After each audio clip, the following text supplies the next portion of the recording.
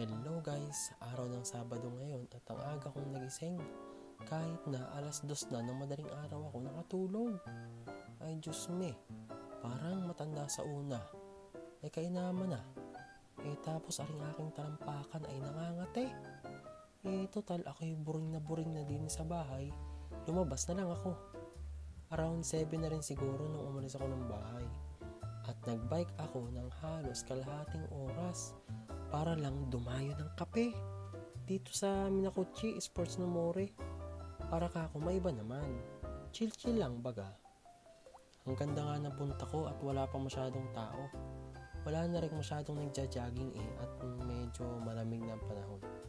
So very relaxing talaga. Iba rin talagang trip ko yun.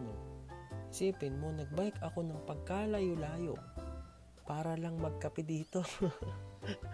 At may dala pa akong tasa niyan. Wala Na-miss ko lang baga yung ganito. Ito talaga yung gawain ko kahit nung nasa Pinas pa ako. Gusto ko talaga ganito lang. Chill, unwind, relax, pakape-kape lang while reading sa Gedli. Yun.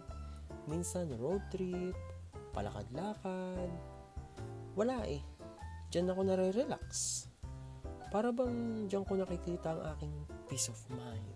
Yon. Tapos, habang nagmumuni-muni ako, naisip ko, pag bumalik ako ng bahay, ay nako, umain na naman. Wala naman akong gagawin. Kaya, namasyal na ako ng tuloy. Sayang naman ang effort ko pagbabike. Pagkalayo-layo baga na rin. Kaya, nilubos ko na. Fast forward, habang naglalakad ako ay aroy.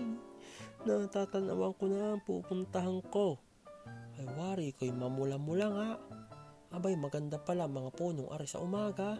Ay talagang singkad na singkad ang kulay Tapos kakaunti pa yung sasakyan na nadaan.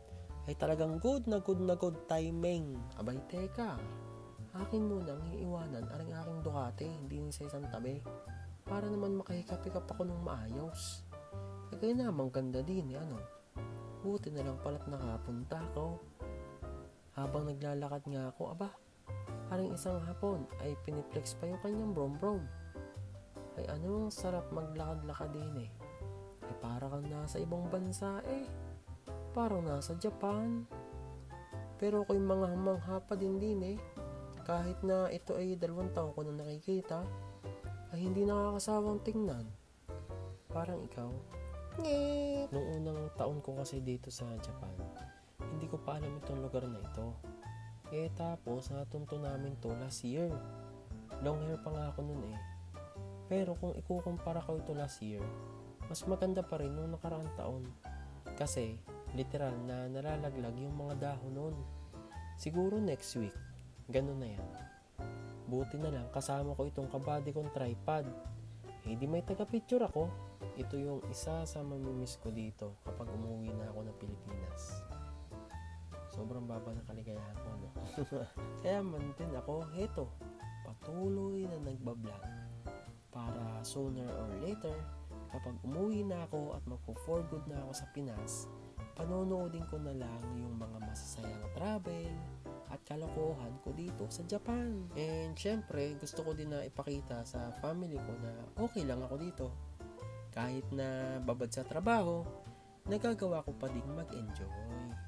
Kahit na sa ganitong paraan. Ay siya, naiyak na ako. Bukas ulit. Bye-bye.